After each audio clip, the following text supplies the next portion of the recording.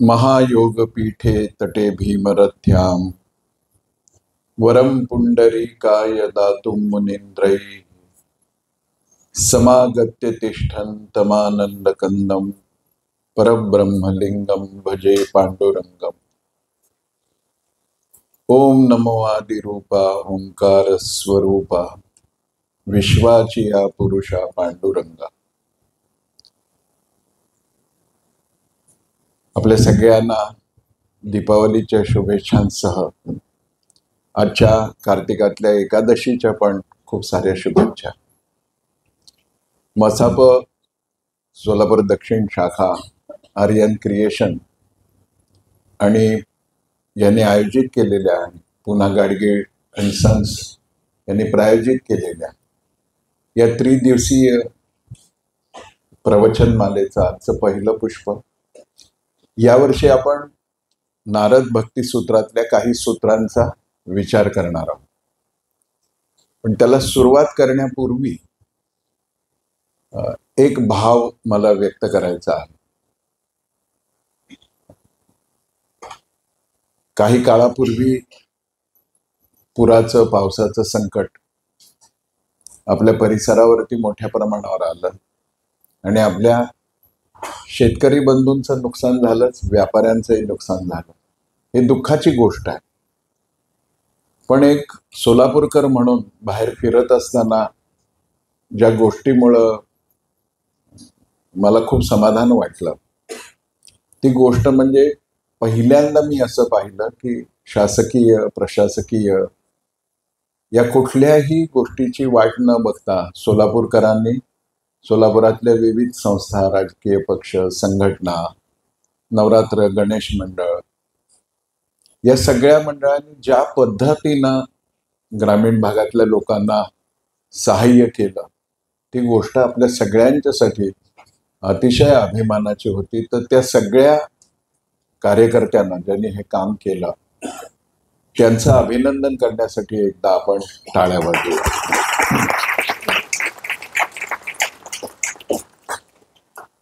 महाराष्ट्रभर फिरत असताना भ्रमंती तर देशभर होते, पण महाराष्ट्रात फिरताना आपल्याविषयीचं एक चुकीचं मत अनेकदा नकळत लोक बोलतात। पण ज्यांना सोलापूर कळालंय त्यांना मात्र हे माहिती आहे की आपली ताकद काय आहे, समाज म्हणून, शहर म्हणून। त्यामुळं अशा काही चांगल्या आशादायी गोष्टी जेव्हा कानावर पडतात तेव्हा मनामध्ये जो भाव निर्माण होतो आपल्या भूमीबद्दल, आपल्या लोकांबद्दल, त्या भावालाच भक्ती म्हणतात। आणि अशा भक्तीचं व्यवहारातलं स्वरूप आहे सोलापूर आपण एकमेकांशी जसं वागतो ते, आणि त्याचं अध्यात्मातलं स्वरूप आहे ते देवर्षी नारदांनी ज्या सूत्रांमधून सांगितलं, अतिशय गोड सूत्र आहेत। ती सगळी सूत्र समजून घ्यावी, त्यातलं मर्म समजून घ्यावं, आणि आपण भक्ती करतो रोज दैनंदिन जीवनात तर तिला अधिक प्राप्त व्हावी म्हणून यंदा आपण नारद भक्ती सूत्र असा विषय घेतला। भक्तीविषयी सुद्धा खूप उलटसुलट मत आहेत, खूप जाणत्या लोकांची सूत्र उपलब्ध आहेत, पण त्यातल्या त्यात देवर्षी नारद सूत्र ही सर्वमान्य आहेत आणि सर्वांच्या पर्यंत ती वेगवेगळ्या पद्धतीने पोचलेली पण आहे। कशासाठी ही सूत्र समजून घ्यायची? भक्ती तर सहजपणाने आपण करतो। संतांनी असं म्हटलंय की मनुष्य जात स्वभावता भजनशील आहे, म्हणजे त्याला भक्ती त्याच्या रक्तातच आहे।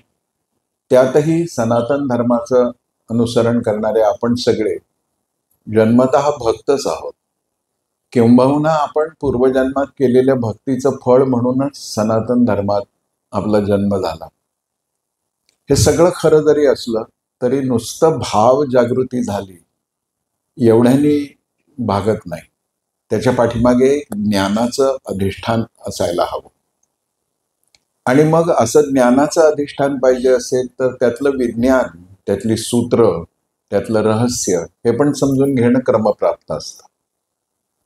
हाही प्रश्न अनेक ठिकाणी विचारला जातो की असं सकाळच्या वेळी अशा गंभीर विषयावर, गंभीर अर्थ काळजी करणारा नव्हे, पण थोडासा कठीण वाटेल असा विषय असतो, तरी श्रोत्यांचा प्रतिसाद कसा असतो. तर मी म्हटलं की ह्यासाठी सुद्धा सोलापूरला येणं आवश्यक आहे. तुम्हाला सोलापूरच कळायचं. गेले 3 दिवस जो मी अनुभव घेतोय तो पण मी नमूद नाही केला तर मी कृतज्ञ ठरेन. इथे आपण जुळे सोलापूरला गीत रामायणाचा कार्यक्रम केला. हवामान प्रतिकूल होतं, पाऊस आला होता. चौधरी फाउंडेशनने तो आयोजित केला होता, पण त्याला जी उपस्थिती होती स्त्री पुरुषांची, हजारो वेळा गीत रामायण ऐकलं आपण, मान्यवरांकडून ऐकलं. पण नवोदितांनाही आपण प्रोत्साहित केलं पाहिजे. हा जो सोलापूरच्या जीवनातला भाव आहे ती पण भक्तीच आहे. गेले 2 दिवस विवेकानंद केंद्रात वयमच्या अंतर्गत भारताला जाणं हा एक उपक्रम चालतो तिथे. त्याच्यामध्ये योगी अरविंदांच्या भवानी भारतीवरती बोलतो. तर असं वाटत होतं की कसा प्रतिसाद मिळेल माहिती नाही. अर्थात तो अभ्यास वर्ग होता, चिंतन सत्र होती, त्यामुळं गर्दी अपेक्षितच नव्हती. पण ज्या तऱ्हेनं त्यातही श्रोते बंधू भगिनी सहभागी होत होते, म्हणजे गीत रामायणासारखा ज्यात भक्ती आणि आनंद आहे त्या कार्यक्रमालाही प्रतिसाद, भवानी भारतीसारखं काव्य की जे तरुणांनी कंठस्थ केलं पाहिजे आणि घराघरामध्ये रोज ते म्हटलं गेलं पाहिजे, पण त्यातलं तत्वज्ञानही खूप तसं कठीण आहे, तेही समजून घेण्याची उत्सुकता आणि केवळ उपस्थिती नव्हे तर जिज्ञासापूर्ण उपस्थिती. काही काळ तुम्ही प्रत्येकाने सोलापूर बाहेर पडलं पाहिजे आणि मग परत सोलापुरात आलं पाहिजे, म्हणजे मग लक्षात येतं की सोलापूर फार क्यूट आहे, फार छान दिसतं सोलापूर. ज्ञानाविषयीचा भाव हा पण भक्ती आहे. आणि मग त्या आधारावरच आज श्री नारदांनी काय सांगितलं. आपण भक्ती करतो, त्या भक्तीची आपल्यापुरती आपण स्वरूप निश्चित केली आहे. पूजन करतो, अर्चन करतो, भजन करतो, यात्रा करतो, जप करतो, यज्ञ याग सगळं करतो. पण ज्याला सनातन वैदिक धर्मामध्ये खऱ्या अर्थाने भक्ती म्हटलं जातं, ती भक्ती नेमकी काय आहे, तिची लक्षणं काय आहे, त्याचं स्वरूप काय आहे, तशी भक्ती करण्यासाठी मनाची कोणकोणती तयारी केली पाहिजे, याचा एक फार सुंदर आढावा देवर्षींनी घेतलेला आहे. सगळी सूत्र तर करता येणं शक्य नाही आपल्याला, पण ह्या 3 दिवसात यथाशक्य निदान त्या सूत्रांच्याकडे आपल्याला बघावंसं वाटावं. फार स्वस्तातली पुस्तकं उपलब्ध आहेत, गीता प्रेसची पुस्तकं आहेत, अन्य पण आहेत. वैकुंठवासी धुंडा महाराज देगलूरकर, साखरे महाराज, त्यांची पण खूप सुंदर भाष्य असलेली पुस्तकं आहेत. याचा उल्लेख मी अशासाठी करतोय की त्यातलंच घेऊन मी बोलतोय, पण ही पुस्तकं सुद्धा आपण वाचावी. कारण एका बाजूने तीर्थक्षेत्रांवरची गर्दी वाढते, मंदिरामध्ये पाय ठेवायला जागा नाही, पण दुसऱ्या बाजूने आपली आध्यात्मिक प्रगती होते आहे असा जो अनुभव यायला पाहिजे तो येत नाहीये. आणि त्याचं कारण असं आहे की आपण याच्याकडे प्रेमाने बघतो, पण ह्याच्या पाठीमागची ज्ञान विज्ञानाची बैठक ही आपण थोडीशी दुर्लक्षित केली आहे. बिघडत काहीच नाही, ज्या सात्विकतेकडे आपल्याला जायचं आहे आपण चाललोच आहोत, पण इतका कमी वेळ आता जगाच्या हातामध्ये आहे. 3रं महायुद्ध तोंडावर येऊन उभं राहिलेलं आहे. सनातन धर्माला उद्ध्वस्त करून जगभर भोगवादी संस्कृती निर्माण करण्याचा डाव्या विचारांच्या लोकांचा एक खूप मोठा गदारोळ देशभर जगभर चाललाय. वोकिझमच्या नावाखाली नव्या पिढीला खूप भोगवादी बनवलं जात आहे आणि जेंडर विषयीचे प्रॉब्लेम्स आपल्या सगळ्यांना माहिती आहे, फार भयंकर चाललंय. त्याचं पण भान आपल्याला अशासाठी असलं पाहिजे की नुसतं भावुकतेने आपण परमार्थाकडे बघितलं, अध्यात्माकडे बघितलं, तर त्याच्यामध्ये आपण कमी पडू. आणि हा आंतरराष्ट्रीय सनातन धर्माविरुद्धचा कट उद्ध्वस्त करायचा असेल तरी सुद्धा भक्तीसारखं मधुर तत्व काय आहे हे आपल्याला कळायला पाहिजे. म्हणून आपण नारद भक्ती सूत्र असा विषय घेतला. भक्ती साधी आहे, सरळ आहे, सोपी आहे, अशी एक सर्वसाधारण आपली भावना आहे. नारदांनीही तसंच म्हटलेलं आहे की अन्यस्मात् सौलभ्यम भक्तो, म्हणजे इतर कुठल्याही साधनांपेक्षा भक्ती हे सुलभ साधन आहे. आता नुसते हे शब्द वाचले तर आपल्या लक्षात येतं की संतांनी जसं सांगितलं की नामसंकीर्तन साधन पै सोपे, त्यामुळं आपल्याला असं वाटायला लागलं की अरे सोपं आहे हे. सोपं आहे म्हणजे मग कोणीही कुठेही कधीही कसंही जे काही करावं वाटेल ते केलं की ती भक्ती होते, असं नाही होत. म्हणून नारद आपल्याला कळाले पाहिजेत की नारद असं म्हणतायत अन्यस्मात् सौलभ्यम, ईश्वरापर्यंत जाण्याची जी अनेक साधनं आहेत, कर्मयोग आहे, ज्ञानयोग आहे, ध्यानयोग आहे, अनेक प्रकारचे मार्ग आहेत. त्या मार्गाचा जसा आपल्याला वेळ होईल आपण परिचय करून घेऊ. पण ढोबळ मानाने ज्ञानाच्या मार्गाने, तपाच्या मार्गाने, ध्यानाच्या मार्गाने, कर्माच्या मार्गाने आपल्याला परमेश्वरापर्यंत जाता येतं. आणि हे आपण कधीही विसरता कामा नये की या सनातन आर्यभूमीत आपला जन्म झाला आहे तो ईश्वरापर्यंत जाण्यासाठीच झाला आहे. बाकी मधल्या मधल्या स्टेशन्सवरती मिळतात ते पदार्थ आपण खातो आहे, नवरा बायको मुलं नातवंड पद प्रतिष्ठा, छान आहे. ज्या स्टेशनवर जे मिळतं ते खावं, पण तो पदार्थ आवडला म्हणून त्या स्टेशनवर थांबू नये.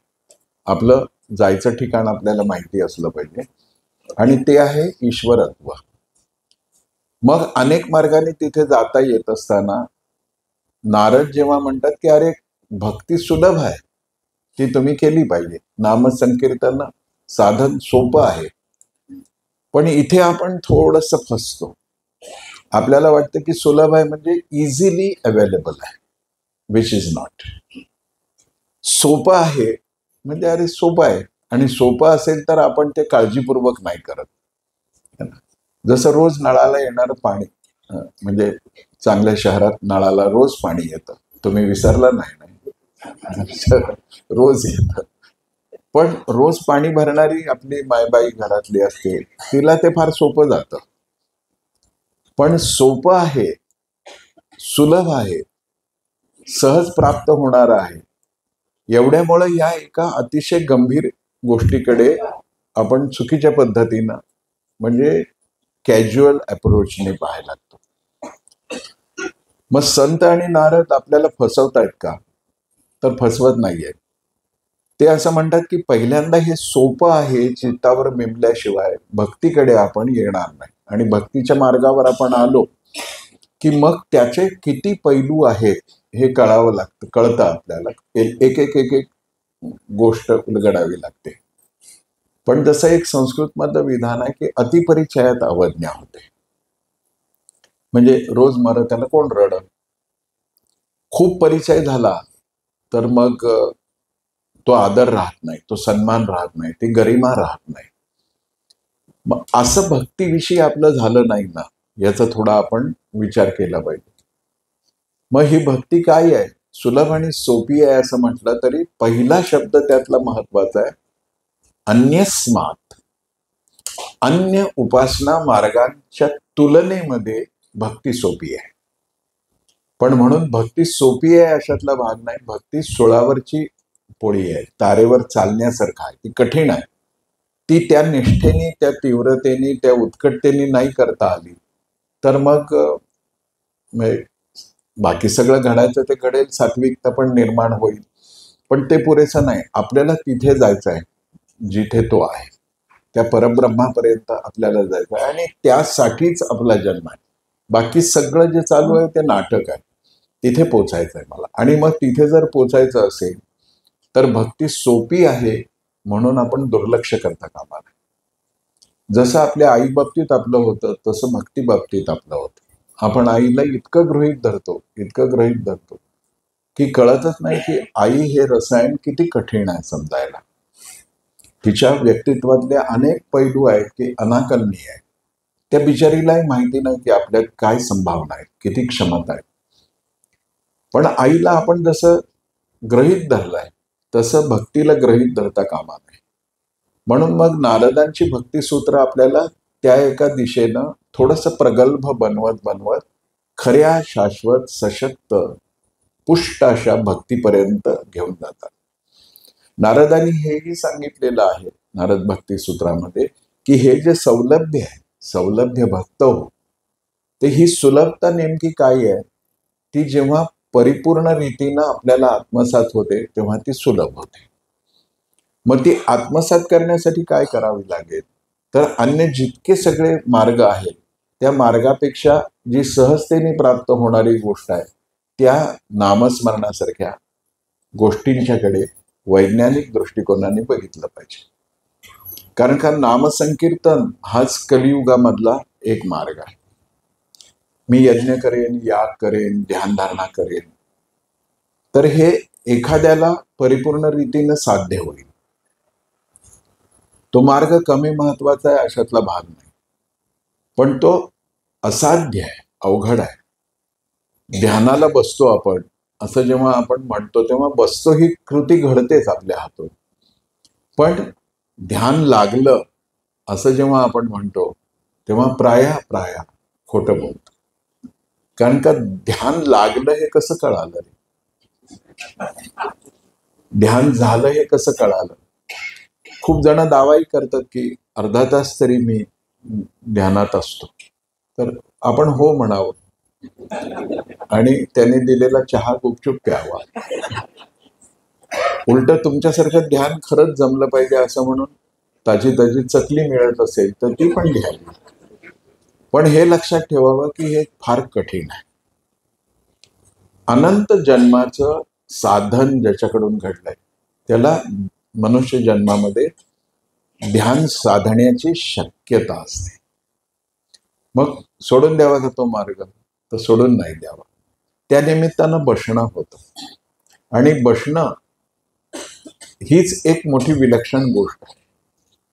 आणि त्या बाबतीतही संतांनी पुन्हा बसण्याचा अर्थ आपण चतुर आहोतच. बसण्याचा अर्थ आपण म्हणजे संध्याकाळच्या वेळी शनिवार रविवारी जे बसतात त्यांचं बसणं वेगळं आहे, त्यांच्याविषयी आपण नाही बोलूया. पण बसणं म्हणजे आपल्याला असं वाटतं मांडी घातली, सहज आसन बसलो, पद्मासन केलं, जे कुठलं आहे, खुर्चीवर. आता तर सगळ्या ध्यान शिक्षकांनी सवलत पण दिली, तुम्ही खुर्चीवर पण बसू शकता. मग काही दिवसांनी असंही येईल की तुम्ही लोळतही ध्यान करू शकता. काही दिवसांनी असं येईल की मालिका पाहत असतानाही तुम्ही ध्यान करू शकता. तिथे वेगवेगळ्या प्रकारचं ध्यान होतं. पण मांडी घालून बसलो, पाठीचा काना ताट ठेवला, डोळे मिटले म्हणजे ध्यान नाहीये. संतांनी असं म्हटलं, ठाईच बैसोनी करा एक चिंत. हे ठाईच बसणं जमणं फार कठीण आहे. म्हणजे जेव्हा माझा देह बसतो तेव्हा माझ्या ठाई काय चाललेलं असतं. इतक्या जुन्या गोष्टी आपल्याला आठवत राहतात. तेही घडतं, स्वाभाविक आहे ते. पण मग संत असं म्हणतात की ठाई बसणं याचा अर्थ इथे आत काही गडबड असता कामा नये. मग नारद असं म्हणतात की ती गडबड शांत होण्यासाठी सुद्धा एक प्रेमभाव प्रकट झाला पाहिजे. आणि असा प्रेमभाव प्रकट झाल्याशिवाय नुसत्या बुद्धीच्या, तर्काच्या, तथाकथित शब्द बंबाळाच्या माध्यमातून इथली शांतता निर्माण नाही होत. आपण खूप त्याचं विज्ञान सांगू, मग ते श्वास, मग श्वासाची गती, श्वासाचा काळ, मग ती भ्रुकुटी मध्यावरची एक ज्योत तिच्यावरती केंद्रित करणं, कशाच चिन्हावर केंद्रित न करता संवेदनांची जाणीव घेणं. शब्द आहेत. पण इतके शब्द जेव्हा आपल्याला कळायला लागतात ना, तितका इथला गोंधळ सुरू होतो. मग ही संवेदना म्हणजे काय, अनुकूल आहे की प्रतिकूल आहे, ही शांती म्हणजे शांती आहे की सुशांती आहे. तो मेंदू आपला आहे ना फार वाह्यात आहे. तो एखादा शब्द पकडून खूप गोंधळ घालायला लागतो. ठाईच बैसोनी म्हणजे इथे शांतता पाहिजे. आणि इथली शांतता भक्ती निर्माण झाल्याशिवाय होऊ शकत नाही. तुम्ही कितीही बुद्धिनिष्ठ असा, कितीही ज्ञान विज्ञानाचा विचार करणारे असा, इथे तुमच्या आत पूर्णपणाने भक्ती निर्माण झाली पाहिजे. मग अशी भक्ती काय आहे? तर अशी भक्ती आहे, पहिलं सूत्र सांगतात की ती परम प्रेम रूप आहे. नारदांचं पहिलं सूत्र आहे, सात्वस्मिन परम प्रेम रूपा अमृत स्वरूपाचे. हे एकदा कळालं आपल्याला की मग मार्ग सुलभ होतो. आणि मग कळायला लागतं की बाकी सगळ्या कटकटीशिवाय प्रेम ही किती साधी गोष्ट आहे. ती आपल्याला साध्य झाली तर मग बाकी उठाठेव काही करावी लागत नाही. प्रेम. पण प्रेम सुद्धा कधी निर्माण होईल तर प्रेमणस्तु प्रथमावस्था भावा. माझ्या आतला भाव शुद्ध असला पाहिजे. अनेक ज्ञानी लोक असे आहेत की ज्यांचं ज्ञानाचं चिंतन चालू असतानाचं बोलणं वागणं आणि एरवीचं जगणं याच्यामध्ये जवळजवळ जमीन आसमानाचं अंतर असतं. असं का होतं? तर त्यांची मेंदू ज्ञानाची म्हणजे प्रज्ञेची कक्षा विकसित झाली आहे. त्यामुळे ज्ञानातही ते सगळं मग ब्रह्म सत्य आहे, जगन मिथ्या आहे याच्यावरती चांगलं भाष्य होईल. मग सर्व क्षणिक असल्यामुळं सर्व दुःखाचं आहे याच्यावरती छान भाष्य होईल. मग सगळं भासमान आहे तर सत्य काय आहे याच्यावरती बोलणं होईल. पण जेवायला 10 मिनिट उशीर झाल्यानंतर जी आदळआपट सुरू होते त्यात ज्ञान हडताळ पाळतं, ते रजेवर गेलेलं असतं. ध्यानाच्या अवस्थेतून बाहेर आल्यानंतर माझी स्थिती काय आहे?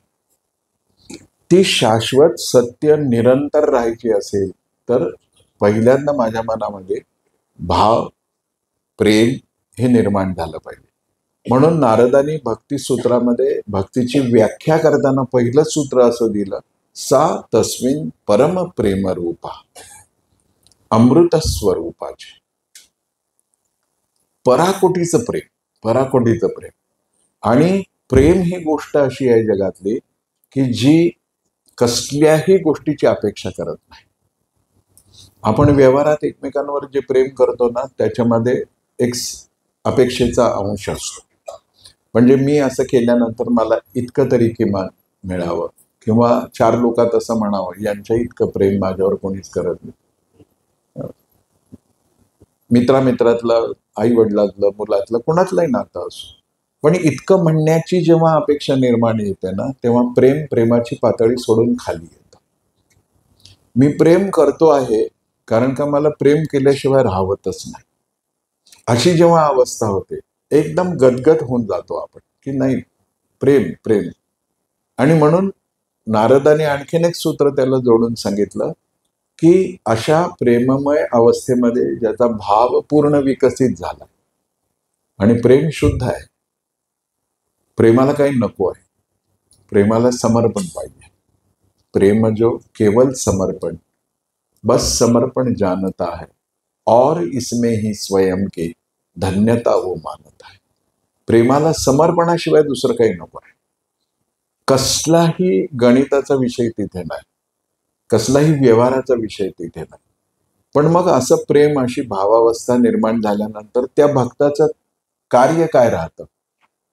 तर श्री नारद आपल्याला सांगतायत प्रेमैव कार्यम, प्रेमैव कार्य. एकदा प्रेम निर्माण झालं की प्रेम करणं हेच कार्य आपल्या हातामध्ये राहतं. मग ह्याला जोडून संत जे सांगतात ते आपल्याला पटायला लागतं की कोण्याही जीवाचा न घडो मत्सर. कोणाविषयी माझ्या मनामध्ये मात्सर्य भाव असता कामा नये. कारण का जोपर्यंत मनाची, चित्ताची, बुद्धीची या पातळीवरची सर्वांगीण विशुद्धता होत नाही तोपर्यंत प्रेम तिथे राहायला येत नाही. प्रेमाला दुसरं काहीही खपतच नाही म्हणा. हा शब्द छान नाही आहे, खपत नाही. पण प्रेम असलं ना मग दुसरं काही तिथे राहू शकत नाही. आमच्या मीराबाईंना एकदा विचारलं तिच्या सखीने की तू आजकाल डोळ्यात काजळ का नाही घालत? आमच्या भगिनींना माहिती आहे की काजळ डोळ्यामध्ये घातलं छान दिसतं. आणि मीराबाई तर काजळ घालत होत्या. सखीने विचारलं की आजकाल तू काजळ का नाही घालत? ती म्हणाले असंच नाही घालत. ते म्हणाले सांग तरी, वैराग्य आहे का? ते म्हणाले वैराग्य नाही, प्रेम आहे. आता काजळ न घालण्याचं प्रेम आहे, काजळ घालण्यात प्रेम असू शकतं, कारण का आपल्या इष्टाला आपण अधिक आवडावं म्हणून तो शृंगार आहे, छान शृंगार आहे. मग ती म्हणाली असं कसं प्रेम, यात कसलं प्रेम? ती म्हणाली की देख सखी, मैं इसलिए नहीं काजल लगाती हूँ कि मेरी आंखों में इतनी जगह कम है कि काजल लगा तू तो कन्हैया बैठेगा का. इतकी सुद्धा जागा मला कृष्णाशिवाय दुसऱ्या कोणाला द्यायची नाही. इतकी अनन्यता, परम प्रेमरूप, म्हणून परम विशेषण वापरलं. साधारण प्रेम नाही, परम प्रेम. आणि परम प्रेमाचे दोन अर्थ आहेत. एक जे परम आहे, म्हणजे सर्वोच्च आहे, सर्वश्रेष्ठ आहे, त्याच्याविषयीचा माझ्या मनातला आत्मीय भाव. आणि तो भाव दृढतर होण्यासाठी काय करावं लागेल? प्रेमच करावं लागेल. गाणारा गातो, गाणं छान गाता आलं तरी तो रियाज करतोच, कारण का त्याला माहिती आहे की मला रियाज करता करता गाणं माझ्यात मुरेल. एक गाणं असतं की जे ओठातून येतं, एक गाणं असतं की जे कंठातून येतं, एक गाणं असतं की जे हृदयातून येतं. आणि मग हृदयातून गाणं यायचं असेल तर ते हृदयात स्थापित झालं पाहिजे. आणि ते हृदयात जर स्थापित झालं पाहिजे तर पहिली गोष्ट लक्षात घेतली पाहिजे की प्रेमाची अशी अवस्था माझ्या मनाला प्राप्त झाली पाहिजे की त्या परम रूपापलीकडे मला काही दिसलं नाही पाहिजे. माझं मन जिथे जाईल, म्हणजे अगदी एखाद्या चुकीच्या गोष्टीच्या दिशेनं ते चाललं, मन आहे कुठेही जाईल, तरी एक स्थिती अशी येते प्रेमामध्ये की माझं मन तर धावणार आहे, जिकडे धावायचं तिकडे धावतच राहील, कारण का त्याचा स्वभाव आहे. आणि तोही तो माझ्या प्रियतमाने निर्माण केलेला. मी काय माझ्या मनाचा स्वभाव निर्माण केला नाही, पण माझं मन जिथे जाईल ना तिथे मला तोच दिसला पाहिजे. म्हणजे मी अगदी एखाद्या दानवाकडे बघेन तरी पण मला क्षणानंतर तो दानव दिसलाच नाही पाहिजे. यत्र यत्र मनोयाती तत्र तत्र माधवा. माझं मन जिथे जाईल तिथे मला माधवच दिसेल, तिथे मला कृष्ण कन्हैयाच दिसेल, तिथे मला माझं इष्टच दिसेल. अशी अवस्था होण्यासाठी मनाला तशी सवय लावावी लागते.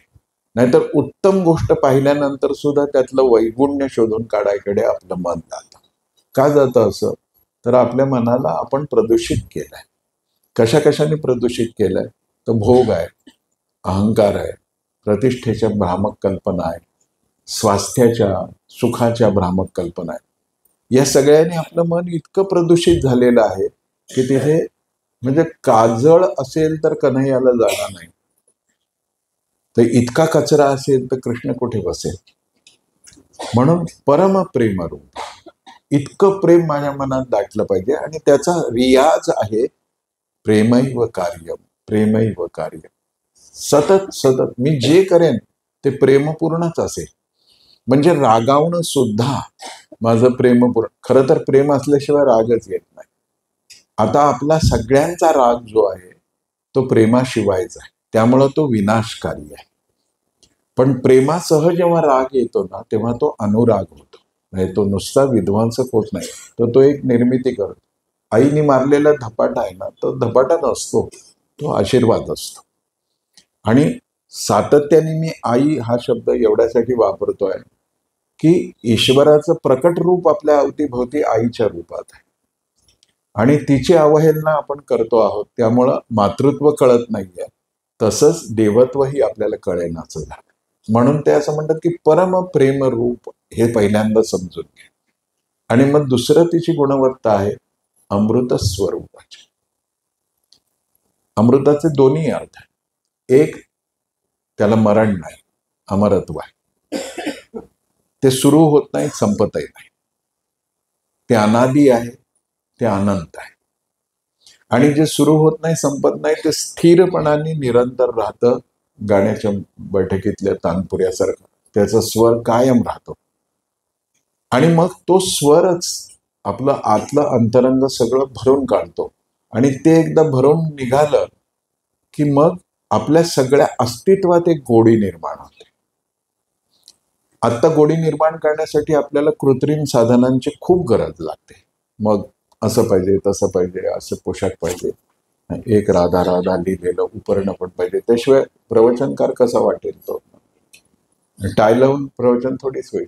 पण एक स्थिती आली पाहिजे की काय फरक पडतो टाय लावून केलं, तो काय म्हणतोय, त्याच्या आत काय आहे. पण आपण सगळ्या बाहेरच्या साधनांना एकत्र करतोय आणि गोडी निर्माण करण्याचा प्रयत्न करतो. पण ज्याच्या आत परमप्रेम निर्माण झालं तर त्याचं बोलणं, सहज बोलणं हा सुद्धा जसा उपदेश होतो, तसं त्याचं असणंच इतकं मधुर होऊन जातं, इतकं गोड होऊन जातं की असं वाटतं की नाही भैया, कुछ और समय इसके साथ बिताना चाहिए हमको, कुछ और. इतकी तीव्रता असते की त्या अमृतत्वाचा आपल्याला विरह सहनच होत नाही.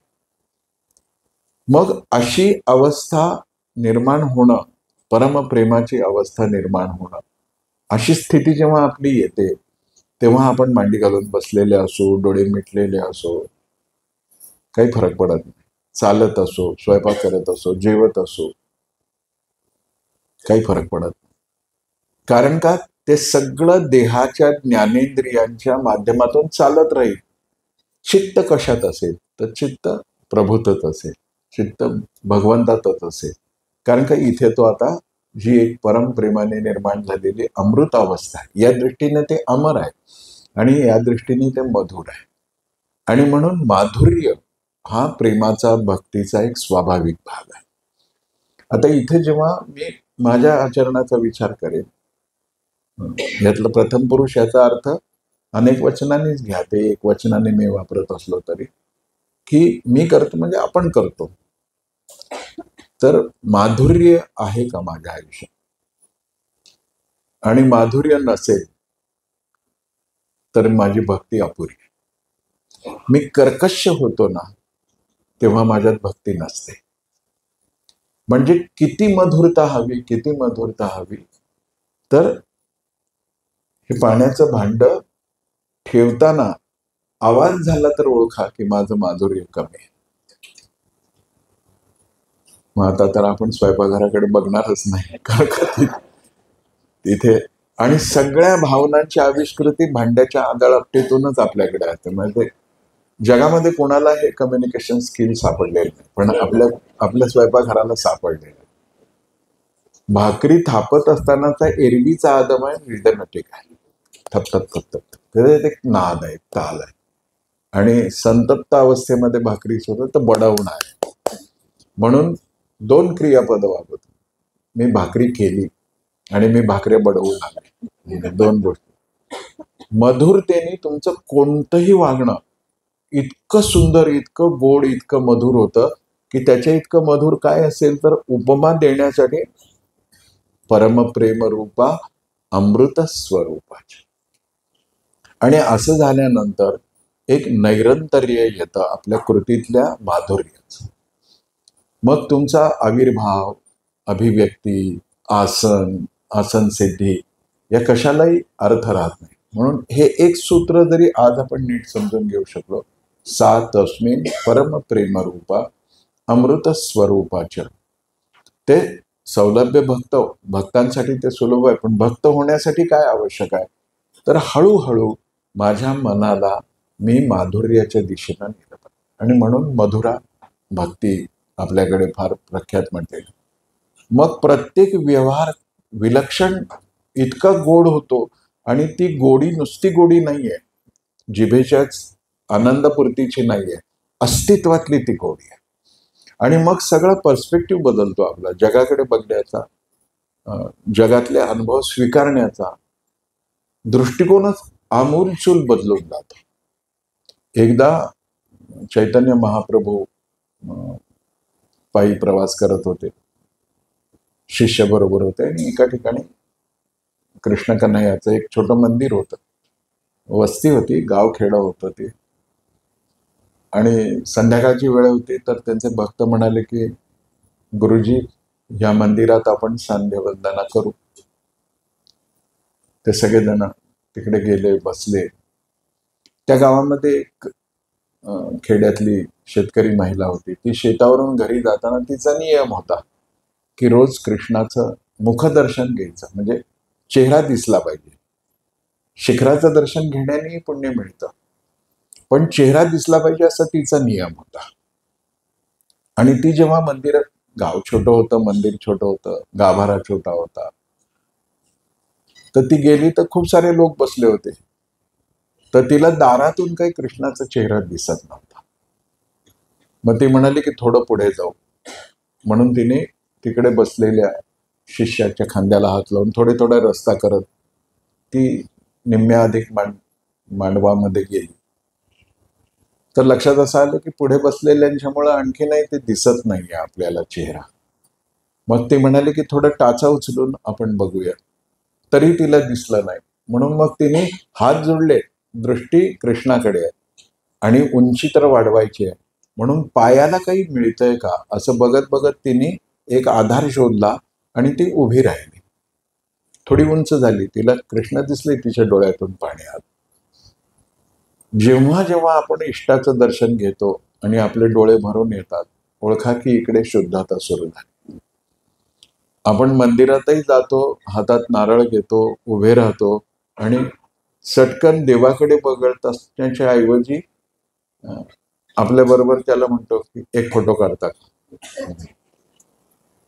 ओळखा की नाही आपण देवाकडे आलो, आपण एका दगडाकडे आलो.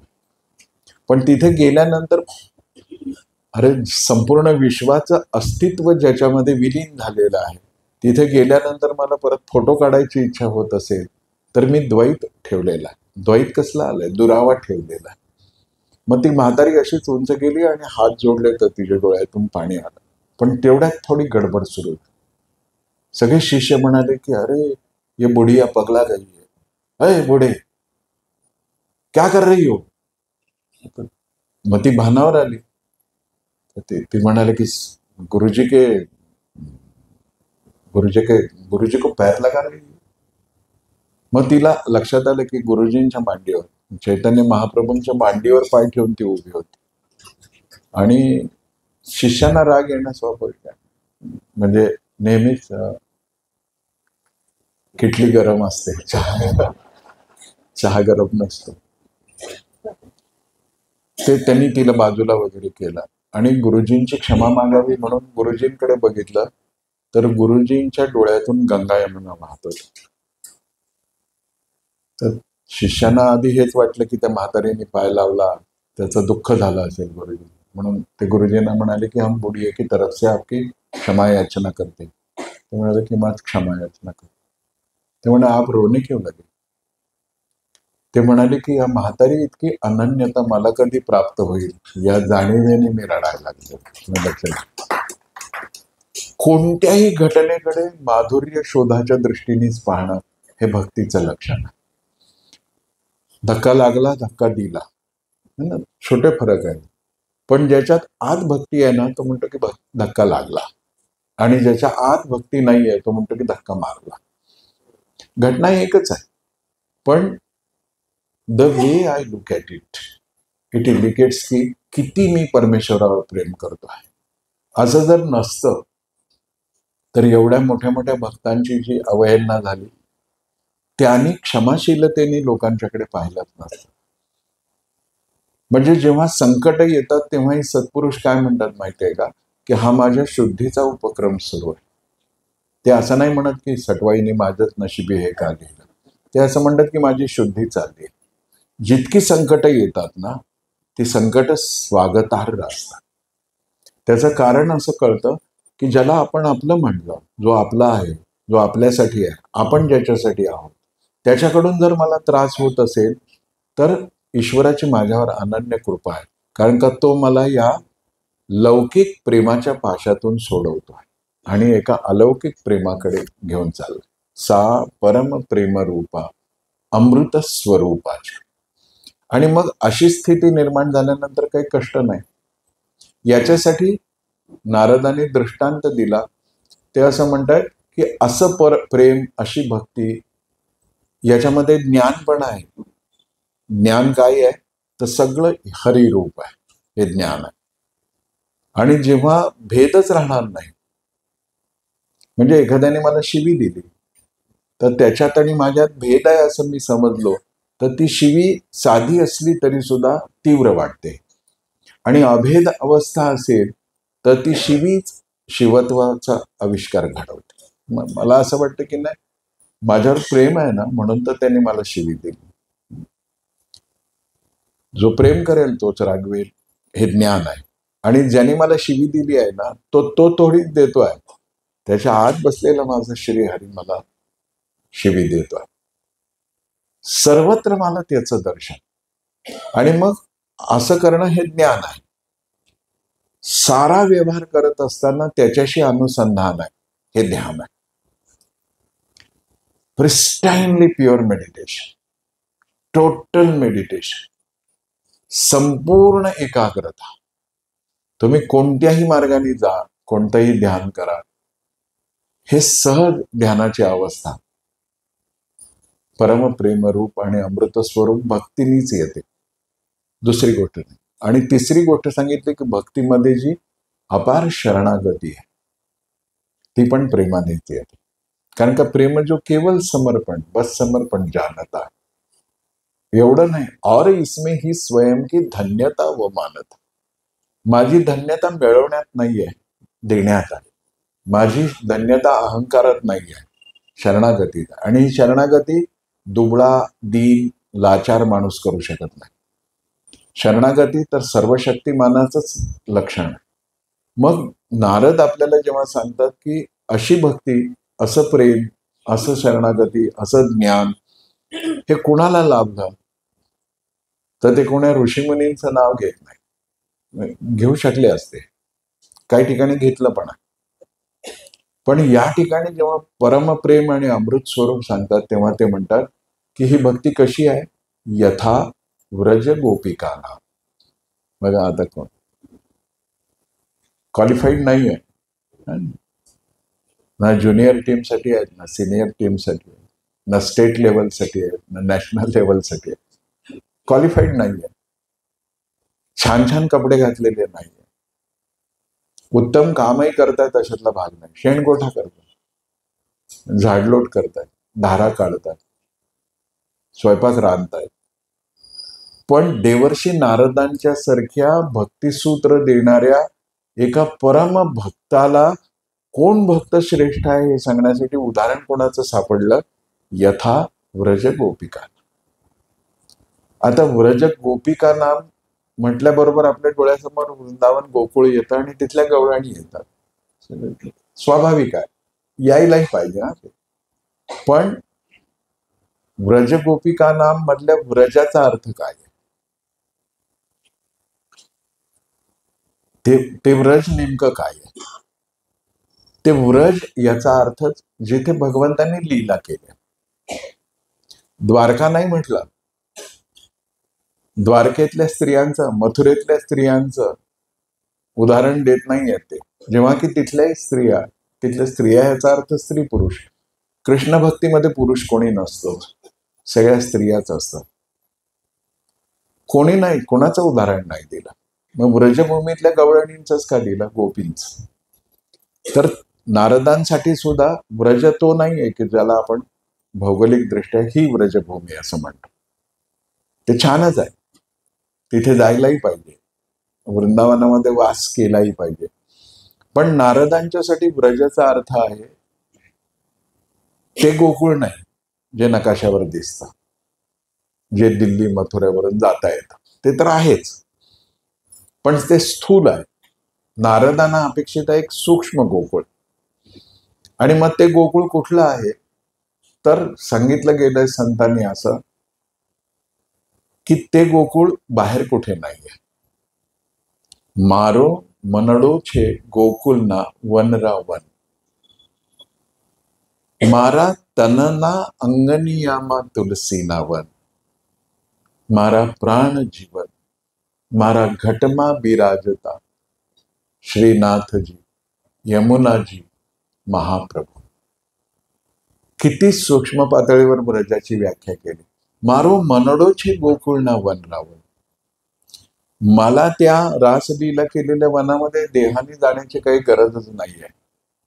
मी डोळे मिटून आत बघायला सुरुवात केल्यानंतर आत मला काय दिसतं, तर माझ्या मनातल्या सात्विक, तामसिक, रजोगुणी, इहलोकीच्या परलोकीच्या कसल्याच गोष्टी मला दिसत नाहीये. मारा मनडो छे गोकुल न वनरावन. माझं मनच गोकुळाचं वन आहे. मारा तनना अंगनियामा तुलसी नावन. What a extreme purity it is.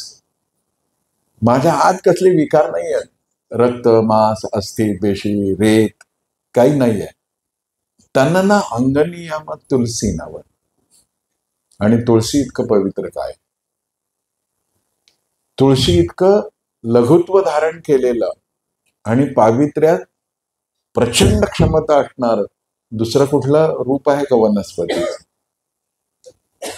सगळ्या चराचरावर दुष्परिणाम किंवा सुपरिणाम घडवणाऱ्या सूर्यचंद्र ग्रहणादिखामध्ये सुद्धा अन्न शुद्ध राहायचं असेल तर फक्त एक तुळशीपत्र ठेवतो. म्हणजे सूर्यचंद्राच्या ग्रहणाचाही ज्या अन्नावर परिणाम एका तुळशीपत्रामुळे होत नाहीये. मेरे तन ना अंग नियम तुलसी न वन. माझ्या आत देहात सगळीकडे तुळस आहे. तुळशीची 2 रूप आहेत. एक तर ती पवित्र आहे, दुसरी ती विकारहारक आहे. तुळशी श्रेष्ठ औषधी म्हटलं तर कुठलंही मूळ औषधच मानलं आहे आपल्याकडे. न मूली अनौषधी भवे. पण तुळशीचा आणखीन एक गुण आहे, ती पवित्र आहे, ती विकारहरण करते आणि ती समर्पणशील आहे. ती म्हणून विष्णू प्रिय आहे. भगवंताचा प्रिय ही उपाधी फक्त दोघांना लागते, एक तुळशीला. म्हणून तुळस तोडताना आपण काय म्हणतो, हे विष्णू प्रिय, श्री विष्णूंच्या श्री चरणावर अर्पण करण्यासाठी मी तुला तोडतो आहे. तू मला क्षमा कर आणि आशीर्वाद दे. अशी तुळस तोडतात ना, त्यांना काही कळलेलं नाही, त्यांना भक्ती कळालेली नाही. बघा, ती तुळस विष्णूच्या चरणावर जाते म्हणून ती काय ठरली, विष्णुप्रिया. लक्ष्मी नंतर तिलाच म्हटलं गेलं. आणि असं प्रियत्व विष्णूचं, भगवंताचं लाभलेलं दुसरं व्यक्तित्व आहे हनुमानजी. ते रामप्रिय भक्त आहेत. मग राम ज्यांना प्रिय वाटतात ते नाही, रामाना जे प्रिय वाटतात ते. हे कशामुळे घडतं, तर 100% समर्पण. हनुमानजींनी पण तेच केलं, तुलसी माता पण तेच करते. आणि म्हणून त्या माझ्या चित्तातच गोकुळ आहे. आणि चित्तात गोकुळ काय, जे चित्त कृष्णासाठी व्याकुळ होतं ते गोकुळ होतं. जे कृष्णासाठी व्याकुळ होत नाही ते गोकुळ होत नाही. आणि माझ्या देहातच तुळशी वृंदावन, तुळशीचं वन आहे. एवढंच नाही, मेरा घटमा विराजता रघुनाथ. माझ्या आतच ते प्रभू राहत आहेत. मारा घटमा यमुना पण माझ्या देहातच. एक आपल्याला पद माहिती आहे की दूजे के संग नहीं जाऊं जी, गुरुजी दूजे के संग नहीं जाऊं, गंगा न जाऊं जी, यमुना न जाऊं जी, ना कोई तीर्थ नाऊं जी, 68 तीर्थ है घट बेतर. काय कुठे जावं लागत नाही, काय कुठं करावं लागत नाही. असं माझ्या आतच सगळं आहे असं ज्याला कळतं त्याचा भाव शुद्ध होतो आणि तो व्रज गोपींसारखं जीवन जगायला लागतो, सहज साधं. जिथे अभिनिवेश आहे, जिथे सांगणं आहे, तिथे भक्ती संपते. म्हणून पहिलं सूत्र, यथा व्रजगोपिकानाम, आपल्याला होता येण्यासाठी सुद्धा आपल्याला भक्तीचं हे लक्षण लक्षात ठेवलं पाहिजे. सा परम प्रेम रूपा अमृत. मग असं अमृत स्वरूप प्रेम स्वरूप आल्यानंतर माझी स्थिती कशी होते, यथा व्रजगोपिकानाम. किती सुलभ झालं. म्हणून त्यांनी म्हटलेलं आहे की अन्य साधनांपेक्षा सुलभ आहे. काही सोडायचं नाहीये, ना प्रपंच सोडायचा आहे, ना व्यवहार सोडायचे आहेत. बस माझं कर्म, माझा व्यवहार, माझा प्रपंच. एकनाथ महाराजांनी जसं प्रपंचच परमार्थाचं साधन बनवलं तसं मला माझ्या घरामध्येच मला परमार्थ करतात. 4 धाम माझ्या घरी आहे, माझ्या घरात आहे.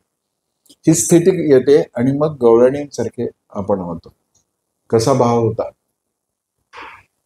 त्या स्वयंपाकाला बसत ना, तर चुली असत आणि चुलीमध्ये लाकडं घालावी लागायची, छोटी मोठी तोडून आणलेली जंगलातली फांद्या असत, काय अखंड उणके असत, तोडलेले असत, आणि त्या स्वयंपाकाला बसत. आता रांधायला सुरुवात केल्या ना, की त्या हात जोडून पहिल्यांदा प्रार्थना कोणाची करायच्या माहिती? श्रीकृष्णाची. आणि प्रार्थना काय होती? जेवायला ये, स्वयंपाक चांगला होऊ दे, असं नाही. ते म्हणायचं की मा कुरु मुरलीधर मधुरम. मी जेव्हा स्वयंपाकाला बसते तेव्हा रंधन समय मा कुरु मुरली रव मधुरम. कन्हैया, मैं जब रसोई बनाने के लिए बैठती हूं ना, मुरली मत बजाना. तर आश्चर्य वाटतं. संत सांगतात की असं ही कुठली प्रार्थना आहे? आणि 24 तास श्रीकृष्ण काय मुरली वाजवतच फिरतील असं थोडंच आहे. पण मुरहर रंधन समये संबोधन केलं. मुरहर, मूर नावाच्या राक्षसाला ज्याने मारलं, विकृतीला ज्याने मारलं. मी रंधन समय, रांधायला बसते ना, तेव्हा कृपा करून बासरी नको वाजवू.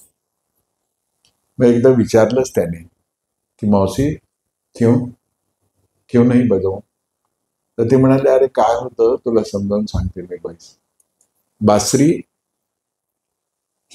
बांबूपासून बनते, मग वनस्पतीपासून बनते, म्हणजे बासरी वनस्पतीच्या कुळातली आहे. तू जेव्हा मी स्वयंपाक करताना बासरी वाजवायला लागतोस ना, तेव्हा तो आवाज मी जे सरपण चुलीत घालत असते त्या सरपणाच्या कानावरही पडतो, आणि ते अभिमानाने इतके भरून जातात की आमच्या कुळातली बासरी सर्वश्रेष्ठ कन्हैयाच्या ओठावरती आहे. आणि म्हणून ते इतके भावविवल होतात की त्यांच्या देहादेहातून अमृत अश्रू व्हायला लागतात, आणि मग ते अश्रू व्हायला लागले की लाकडं ओली होतात ना, मग मला स्वयंपाक करता येत. आहे का आपला भाव? असा आपला भाव असेल तर ओळखायचं की शुष्क लाकूड सुद्धा ज्या मुरली रवानी द्रवित होतं, असं द्रवित आपण कधी होतो का? अशा उत्कट प्रेमाचा आविष्कार स्वतः भगवंतांनी श्रीकृष्णाने आपल्या जीवनामध्ये दाखवलेला आहे. श्रीकृष्णांची आल्हादिनी शक्ती आहे राधा, आणि राधेविषयी समर्पित आहे श्रीकृष्ण. वाक्य ऐकायला थोडस कसं तरी वाटेल, उलट ऐकायची सवय असते आपल्याला. राधा समर्पित आहे असं वाटतं कृष्ण, असं नाही आहे. कृष्ण समर्पित आहेत राधेसाठी. आणि मग वर्णन करताना संत असं म्हणतात की किती समर्पण, किती तादात्म्य, किती सामरस्य, किती ऐक्य त्या दोघांमध्ये आहे. प्रेम आणि प्रेम, प्रेमिका आणि प्रेमी दोघांमध्ये. तर श्रीकृष्ण कृपेला कधी तयार होतात? जेव्हा कृष्ण कृष्ण म्हणल्याने नाही, राधा राधा म्हटलंय. तुम्ही राधा राधा म्हणा, कृष्ण तुमच्यावर कृपा करतात. हा अधिकार राधा प्राप्त कशी करू शकली? कारण का ती कृष्णाप्रती समर्पित आहे, आणि तिचं समर्पण कसं आहे तर कृष्ण तिच्या प्रती समर्पित झाले. आणि मग संत असं म्हणतात की तुम्ही एखादा रा पासून सुरू होणारा शब्द म्हणायला सुरुवात कराल ना, म्हणजे कोणताही रा पासून सुरू होणारा शब्द, म्हणजे आता मला राग आलाय असं म्हणायचं असेल तर राग मध्ये रा आहे, तर रा म्हणून तुम्ही थोड्या वेळ थांबलात ना, तर श्रीकृष्णाला असं वाटतं की पुढे हा धा म्हणेल, आणि राधा म्हटलं की आपण जाऊन ह्याच्यावर कृपा करायची. इतकं तादात्म्य, इतकं सामरस्य त्या प्रेमाने, त्या समर्पणाने, त्या उत्कटतेने जर प्राप्त होत असेल तर बाकी सगळ्या व्यवहारातल्या गोष्टी आपल्याला गौण वाटायला लागतात. मग आपल्या चित्तामध्येच ती निरंतर शरद पौर्णिमेची रासलीला सुरू होते. जिथे विकारांचा ऱ्हास होतो तिथे रास सुरू होतो. राधा हा शब्दच मुळी असा आहे की तो उलटा केला की धारा बनतो. हे जी सतत प्रवाहित आहे भगवंताकडे, तीच राधा होऊ शकते. मग ही स्थिती मला यायची असेल तर मी सदैव त्याच्याशी जोडला पाहिजे. याच्यावर संत आपल्याला सांगतात की ऐसे जे नित्ययुक्त तयासी सुलभ मी सतत. काय करायचं नाहीये वेगळं, मी त्याच्याशी कनेक्ट राहायचं बस. आपण प्रासंगिक जोडले जातो त्याच्याशी. म्हणजे नवरात्रामध्ये देवीविषयी आपल्याला इतकं वाटायला लागतं. गणपती आला की असं वाटायला लागतं की आपल्या कुळात ही ज्ञानदेवता जन्माला आली आणि आपण हे सगळं केलंच पाहिजे. मग गावची जत्रा आहे ते सगळं, त्याच्यामध्ये आपण इतके गुंतून जातो. दसरा कधी येतोय, कारण का नवरात्र बसवल्यानंतर फार पथ्य पाळायला लागतं. मग दसऱ्याला नैवेद्य नसतो, दसऱ्याला निवद असतो, है ना. दोन मध्ये फरक आहे. कधी एकदा दसरा येतो, 4 महिने सुद्धा नाही. मग आपण सोय काय काढली, निदान आषाढ श्रावण संपला की गर्दी सिद्धरामेश्वराच्या मंदिरात नाही, इथे उजनीच्या पाण्यातील गोडी मासळी मिळेल तिकडे गर्दी सुरू. प्रासंगिक भक्त आहोत. जो दिवस आला, जो सण आला, जो उत्सव आला, तसे होऊन गेलो आपण. भगवंताला मान्य नाही. भगवंत म्हणतो की यांना मी प्राप्त होईन असं तुम्हाला वाटतं का? हे तर गोंधळ घालते. गोंधळावरून आठवलं, आणखी एका गोष्टीसाठी सोलापूरकरांचं अभिनंदन केलं पाहिजे. माझं सोलापूर महाराष्ट्रातलं पहिलं शहर आहे जे डीजे मुक्त उत्सव साजरे करतो. आणखीन एक गोष्ट घडते, भोंगे मुक्त पण होणार आहे.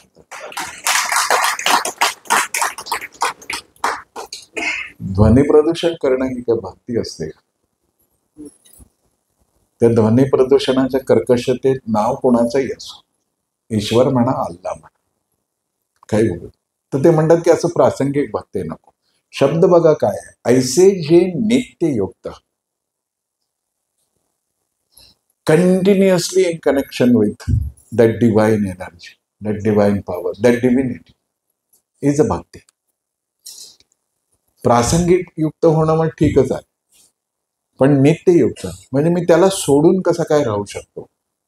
आणि म्हणून आपल्याला सांगितलं त्याने की ऐसे जे नित्ययुक्त तयासी सुलभ मी सहज. आता सौलभ्य जे भक्तीचं आहे ते इथे लक्षात घ्यायचं आपल्याला, की कोणाला तो सुलभ आहे, कोणाला भक्ती सुलभ आहे, कोणासाठी नामक संकीर्तन सोपं आहे, जो नियमित त्याच्याशी जोडला गेलेला. 11 माळा केल्या बरं का, आज 11 मणिमऊ झाले माळीचे. मन 11 माळा झाले की चहा ठेवलायस का ग, थांब तरी. आत्ता जो तुझ्या ओठावरती येऊन बसलेला विठ्ठल आहे, 11 माळा पूर्ण झाल्या, त्याला निदान पंढरपूरला पोचू तरी दे. 11व्या माळेचा मेरुमणी हातात आला की विठोबा राय गेलो तेल लावत, चहा ठेव. ऐसे जे नित्ययुक्त, सतत चालता बोलता मुखी घास घेता विषय सेविता. मी काहीही करत असलो तरी मी त्याच्याशी कनेक्ट असतो, आणि एकदा त्याच्याशी कनेक्ट असेल तर माझ्या हातून चुकीचं काही घडणारच नाही. मी त्याच्यापासून दुरावलो की मी अभक्त झालो. म्हणून आमच्या सोपान काकांनी सोपी व्याख्या केली आहे, भक्त कोण, तर जो त्याच्यापासून विभक्त नाही तो भक्त, कायम त्याच्याशी जोडला गेलेला. आणि मग आपल्या लक्षात येतं की आपण कधीही एकाकी असू शकत नाही. सदा सर्वदा देव सन्निध आहे. आता सन्निध आहे एवढ्यावरती समाधान नाही मानव, समर्थही मानत नव्हते. ते म्हणत होते की जे सन्निकटता आहे ती संपूर्णता झाली पाहिजे, ते आत आला पाहिजे. आणि जेव्हा तो आत येईल तेव्हा मग रीता उरला नाही ठाव. काय दिसेल आपल्याला, सगळीकडे तोच दिसेल. आणि सगळीकडे तो दिसण्यापेक्षा आपण नुसतं त्याचं नामस्मरणातून एकाग्रपणाने चिंतन करायला लागलो तर त्याचाच आविष्कार आपल्याला दिसेल. मग या फुलांच्या गंधकोशी सांग तू आहेस का, सूर्यकांत खांडेकर बोलतात. या इथे आणि त्या तिथे सांग तू आहेस का, तोच असणार आहे ना, दुसरं कोण असणार आहे. असं झाल्यानंतर द्वैत संपतं. द्वैत संपलं की द्वेष संपतो. द्वेष संपलं की मत्सर संपतो. मत्सर संपलं की ईर्ष्या संपते. ईर्ष्या संपली की कटुता संपते आणि उरतं काय, माधुर्य. अशी मधुरता आपल्या वागण्यात, बोलण्यात, चालण्यात, जगण्यात, सर्व अस्तित्वात येण्यासाठी नारदांनी सांगितलेलं भक्तीचं हे पहिलं लक्षण आहे, सा परम प्रेम रूपा अमृत स्वरूपाची. आणि ती भक्ती सुद्धा कुठल्याही शोबाजीशिवाय, वृंदावनातल्या, गोकुळातल्या, मुळात वृंदावन हा शब्द सुद्धा इतका गोड आहे ना. वृंद म्हणजे ग्रुप. तर कशाचं ग्रुप आहे, माझी 5 ज्ञानेंद्रिय आणि 5 कर्मेंद्रिय सगळे मिळून जे एक अस्तित्व निर्माण करत आहेत तेच वृंदावन आहे. त्या वृंदावनाच्या मध्यभागी मी कृष्ण कन्हैयाला स्थापित करायचं आहे आणि त्याच्याशी नित्य मी जोडलेलं असलं पाहिजे. तर अशी भक्ती माझ्या जीवनामध्ये निर्माण व्हायची. अवडंबर सोडून दिलं पाहिजे, अट्टहास सोडून दिला पाहिजे, दुराग्रह सोडून दिला पाहिजे. कशासाठी आदळापट करतो इतके, म्हणजे जे प्रेम करायला निघालो त्या प्रेमात सुद्धा आपण इतके आकांडतांडव का करतो. सहजपणाने हे सगळं घडलं पाहिजे आणि तो माझ्या आत आहे याची अनुभूती असली पाहिजे. समर्थांनी सांगितलं की तो सन्निकट तर आहे, पण हृदयी स्वयंभची असे, सदा सर्वदा देव सन्निध आहे. हे तर खरंच आहे. पुढे जाऊन ते म्हणतात की हृदयी स्वयंभची असे, तो माझ्या हृदयातच आहे. आणि मग तुकोबारायांची साक्ष निघते की मी एकटा असू शकत नाही. कम व्हॉट मे, कितीही कसलाही प्रतिकूल अनुकूल काळ असो, मी एकटा नाही आहे.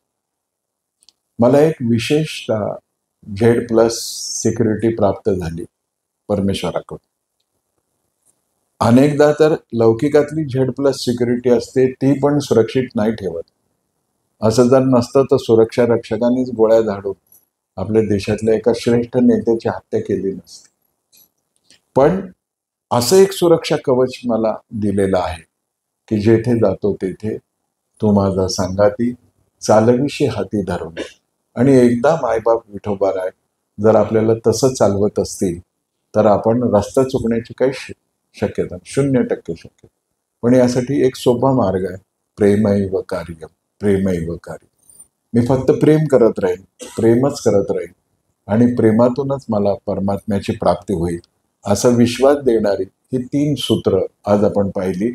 अशा भक्ताची लक्षणं काय आहे ते आपण उद्या पाहूयात. पुन्हा एकदा आपल्या सगळ्यांना दिवाळीच्या शुभेच्छा, आजच्या एकादशीच्या शुभेच्छा. एकदा अंतःकरणपूर्वक आपण विठुरायाचा जय जयकार करू. पुंडलिका वरदे हरी विठ्ठल, श्री ज्ञानदेव तुकाराम, पंढरीनाथ महाराज की जय, ज्ञानेश्वर महाराज की जय, जगद्गुरु तुकोबा महाराज की जय.